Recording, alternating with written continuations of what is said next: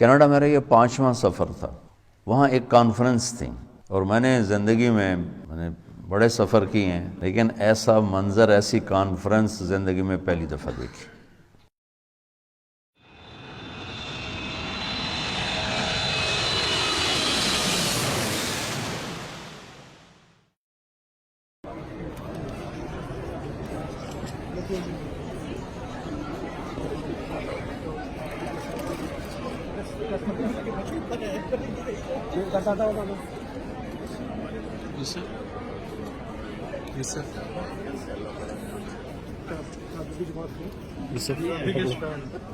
دیکھ کے دھیان سے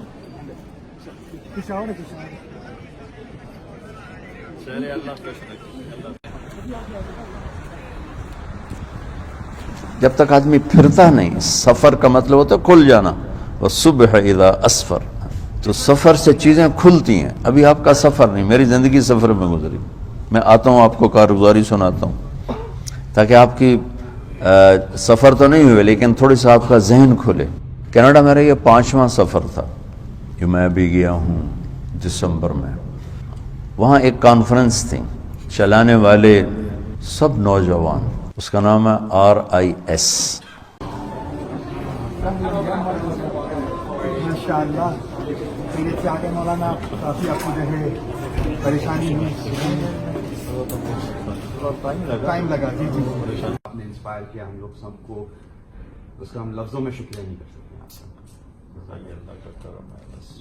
اللہ فتوحات دیتا ہے، آپ کو جو ہے نا اللہ نے دیا ہے، اوپننگز دی ہیں کہ آپ جو ہے نا لوگوں کو چھو جاتے ہیں، اثر کر جاتے ہیں. اثر دیا آپ کی زبان میں، آپ کا انٹرنل اسٹیٹ ایک الگ ہی پیورٹی آپ کے اندر.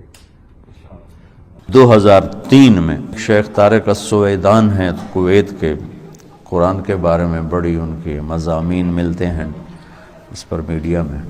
وہ اور کچھ امریکہ سے، کچھ ساؤتھ افریقہ سے، تو انہوں نے پہلی کانفرنس کی.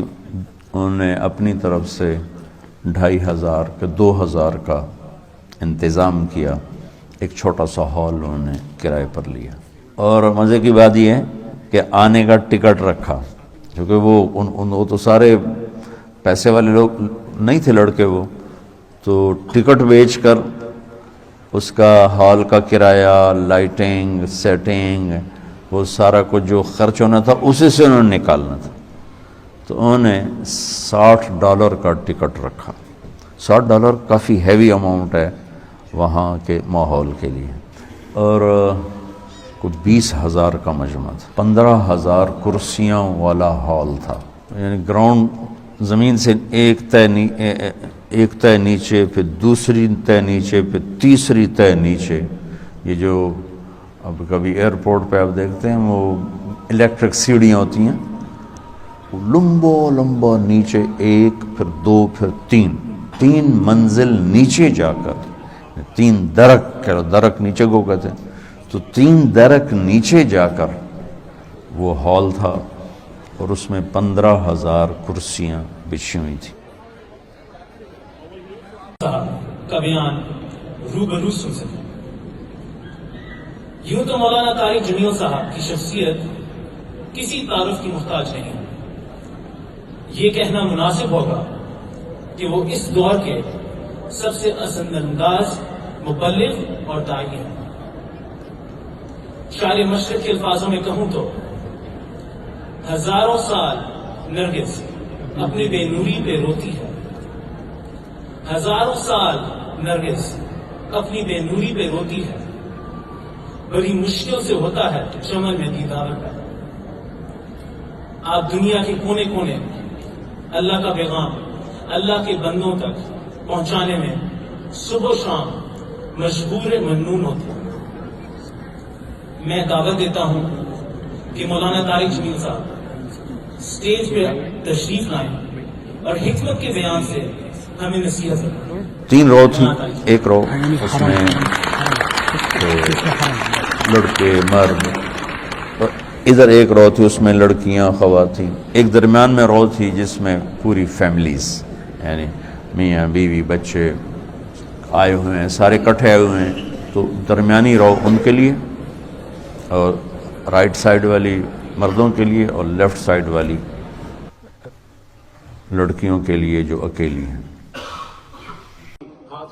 تو 3000 کا مجمع اکٹھا ہو, 3500 کرسیاں کم پڑ گئیں. وہ بڑے حیران ہوئے اور سب نوجوان بچے بچی. اس سے ان کو ایک حوصلہ ملا. انہوں نے پھر اس کو, ان کا خیال تھا ایک دفعہ کریں گے بس, لیکن شیخ طارق سویدان نے جب وہ سارا منظر دیکھا تو انہوں نے جاتے جاتے اعلان کیا کہ اگلے سال بھی یہ محفل ہوگی, بلکہ ہر سال ہوگی. تو ان کو ہمت ہو گئی. تو اب جو میں گیا ہوں کو 20,000 کا مجمع تھا, 15,000 کرسیاں والا ہال تھا.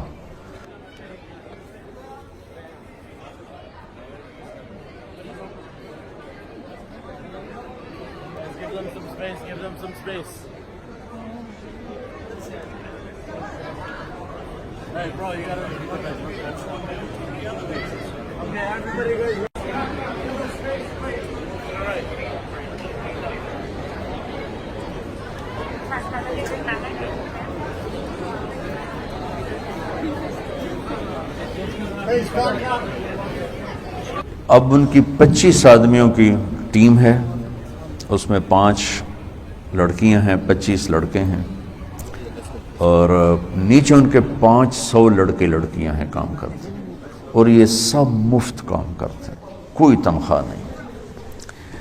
اور پوری حکومت کینیڈا اس کانفرنس کو بہت زیادہ خوش آمدید کہتی ہیں, کیونکہ 15-20 ہزار لوگ ان کے شہر میں جب آتے ہیں تو ہوٹل, ٹیکسیاں, ریسٹورنٹ اور دکانیں, سٹور, سب کی کمائی ہوتی, تو اس سے ان کی آمدنی بہت بڑھتی ہے. تو وہ اس لحاظ سے اس کانفرنس کو بہت عزت دیتے ہیں, پروٹوکول دیتے ہیں, اور ہر ساری اپنی گورنمنٹ مشینری ان کو مہیا کرتے ہیں.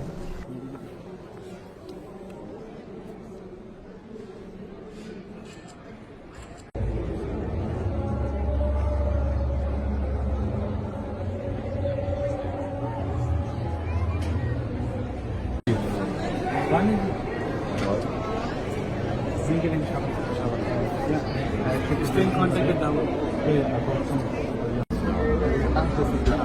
حلوة مع الدعاء مرة واحدة ويكفي رب العالمين.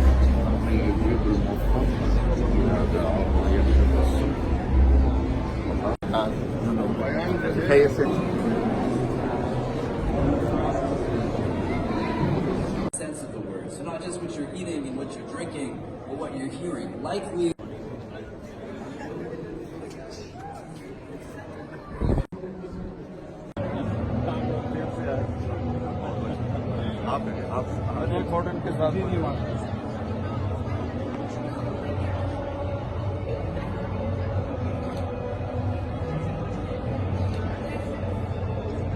हमारे ये इसका ले लीजिएगा पीछे लेंगे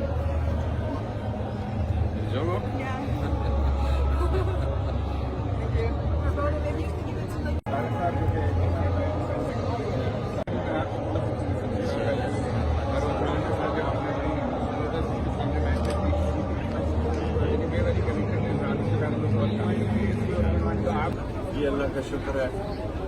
اللہ تعالیٰ آپ کے والد صاحب کے درجے بلند فرمائے, بخشش فرمائے. آپ پاکستان میں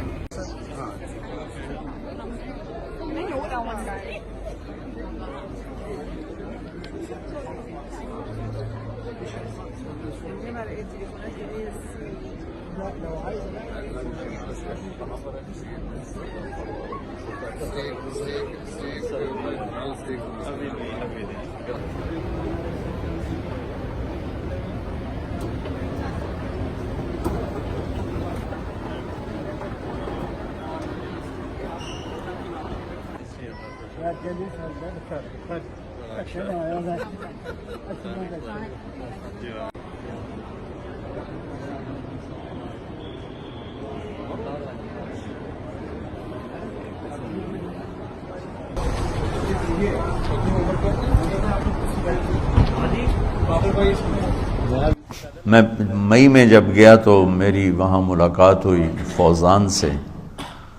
تو میں نے اس سے کہا کہ میں آپ لوگوں کی کانفرنس میں آنا چاہتا ہوں.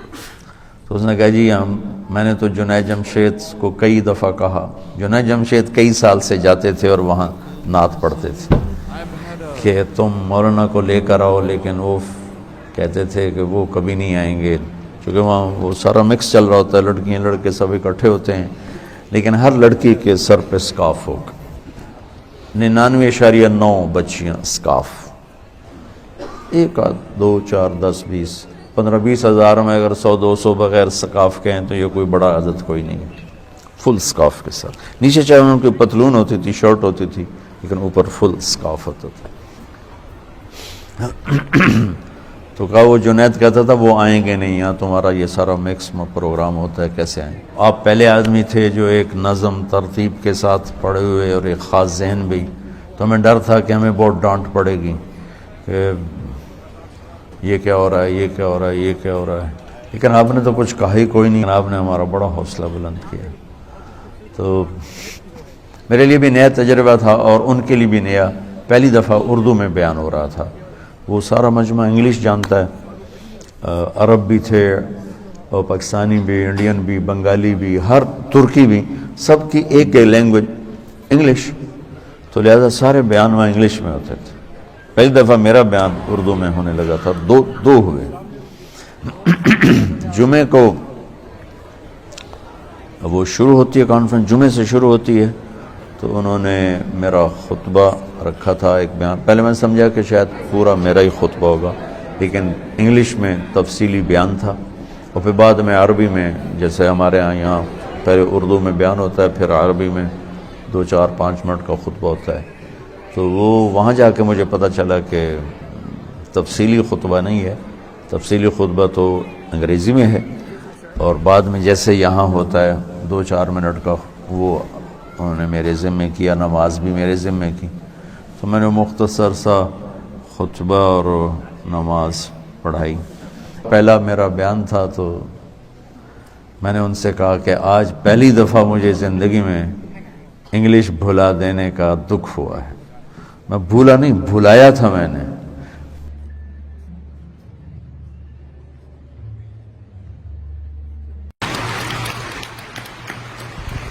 خاوند اور بیوی میں پیسہ نہیں چاہیے، محبت چاہیے، سونا چاندی نہیں چاہیے، عزت چاہیے۔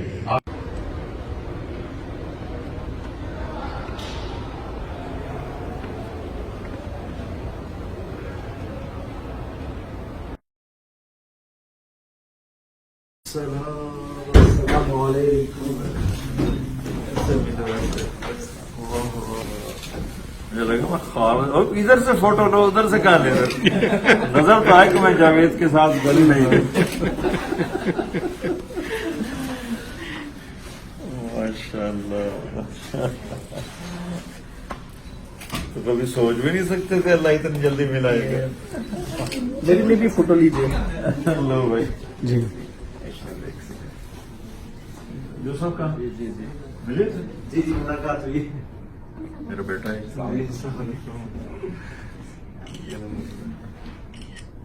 آؤ بھائی۔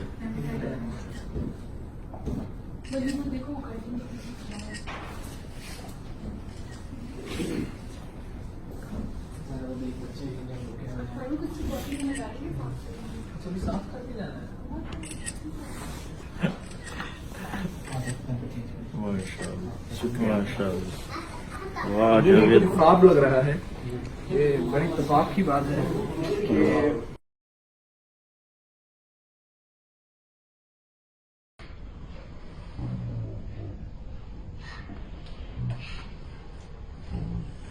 میں نے بیان سے اندازہ لگایا کہ 60-70% لوگ تو اردو ہی والے تھے، 35% تھے جو نہیں سمجھتے تھے۔ ان کو انہوں نے کیا انتظام کیا، کوئی 30 فٹ بڑی سکرین لگائی، 3-4 سکرینیں لگائیں، اور ایک انہوں نے ایکسپرٹ آدمی لیا پیسے دے کر، جو سرکاری تقاریر میں یہ کام کرتا ہے کہ وہ اتنا ماہر ہوتا ہے کہ جب وہ بات سنتا ہے تو اس کے ساتھ ہی اس کو ٹک ٹک ٹک ٹک ٹک ٹک ٹک وہ لیپ ٹاپ پہ نا وہ اس کو ٹائپ کرتا ہے، وہ اس کو اس پہ چڑھا دیتا ہے سکرین پر۔ تو باقی جو لوگ تھے وہ سکرین پر، وہ نیچے میرا جو اوپر میری تصویر تھی، نیچے وہ سارا انگلش میں لکھا ہوا آ رہا تھا، تو وہ سارے اس کی طرف متوجہ تھے، انہوں نے جگہ جگہ انہوں نے سکرینز لگائی ہوئی تھی۔ اور سارے انہوں نے جو آئے ہوئے تھے علماء حضرات، ان کو وہاں ایک سب سے بڑا ہوٹل ہے، فیئر ماؤنٹ 7 اسٹار ہوٹل ہے، سب کو انہوں نے وہاں مہمان ٹھہرایا ہوا تھا۔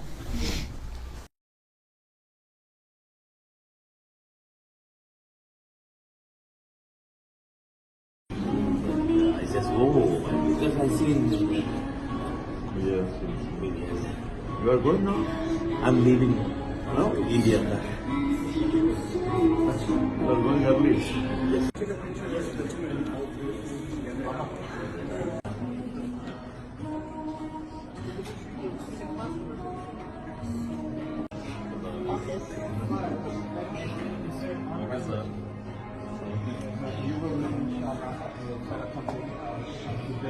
آپ لوگ یہاں پہ ہیں جو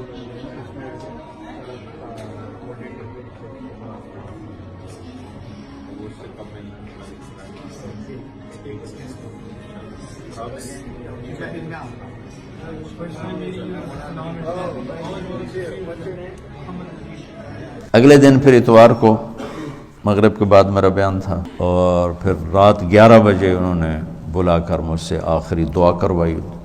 موسم -10 15 -15 -10، وہ تو پانی بھی یوں پھینکو نا تو وہ نیچے جانے کی بجائے نا ہوا میں برف بن جاتا ہے، یعنی برف بن کے نیچے گرتا ہے۔ اتنی سردی، شدید قسم کی ٹھنڈ، اور برف باری، دو دب، سڑکیں، چھتیں، اور اتنے گندے موسم میں ان کا نظام صحیح چل رہا تھا۔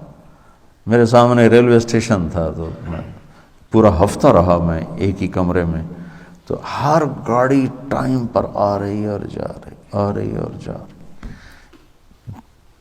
شدید برف باری، اور ایسے بارش کے قطروں کی طرح، اور ان کا نظام چونکہ دیانتداری پر ہے، سچائی پر ہے، انصاف پر ہے، تو اتنے گندے موسم کے باوجود بھی وہ اپنا ملک بھی چلا رہے ہیں اور پوری دنیا کے ملکوں کو چلا رہے ہیں۔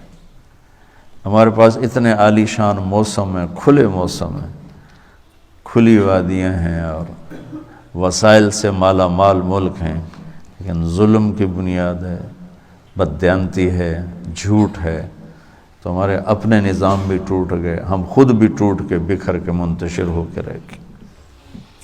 سچائی، دیانتداری، انصاف، یہ 3 ایسے آفاقی اصول ہیں جس پر کافر آ جائے تو چمکے گا، مسلم آ جائے تو دونوں جہانوں میں چمکے گا۔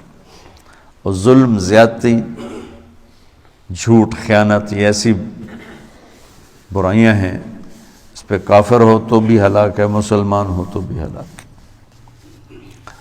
تو ان ملکوں میں جا کر یہ بہت زیادہ احساس ہوتا ہے کہ ہم بددیانتی کے سمندر میں ڈوب کے، جھوٹ، بددیانتی،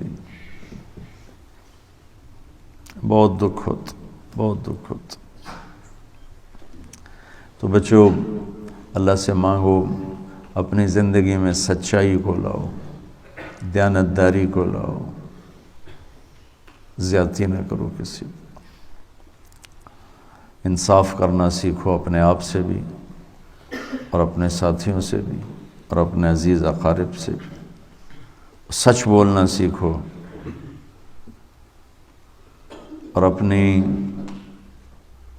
زندگی کو دیانت اور صداقت سے مزین کرنا سیکھو، تو انشاءاللہ آپ ہی کا نام ہوگا جدھر جاؤ گے، دنیا میں بھی آخرت میں بھی۔ اس لیے میرے عزیزو، دلوں کو کھلا رکھو، محبت تقسیم کرو۔ تباہ ہو گیا، اور میرا ملک تو خاص طور پہ فرقہ واریت کی آگ میں جل کے راکھ ہو گیا۔ پتہ نہیں اس کا کوئی علاج بھی ہوگا کہ نہیں، بہرحال آپ سب سے دعا کی درخواست ہے۔ السلام علیکم۔